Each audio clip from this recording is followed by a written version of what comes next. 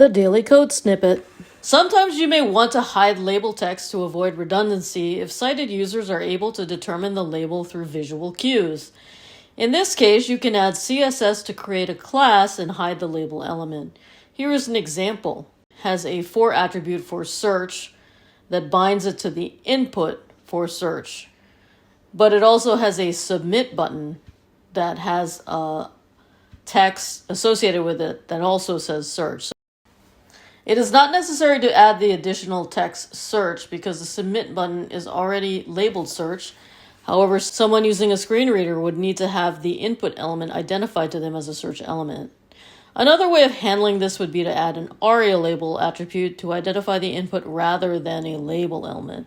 So here the aria-label for search is added directly to the input, and we don't need a separate label element for our search submit button. A third way is to use aria-labelledby attribute.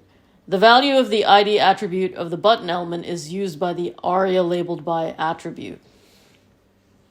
A third way is to use the aria-labelledby attribute. The value of the ID attribute of the button element is used by the aria-labelledby attribute. So here we have an input element with an aria-labelledby attribute that has a value of search button. This is the same value for the ID attribute of the button element. Using the title attribute as a replacement for the label element is not recommended. This method has inconsistent support by assistive technologies.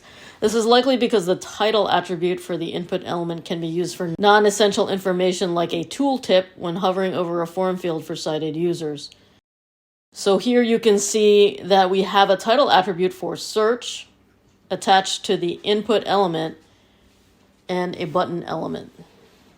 Sometimes you need to enclose the input element within the label element as an implicit label because the ID attribute of the form field may not be known if it is being generated by a script. So here we have two input types where we have a first name input and a last name input.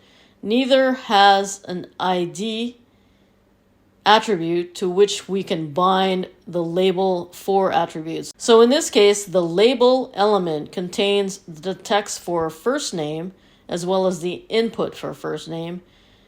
There's a carriage return, and then you have a second label element with the last name text and an input element for last name.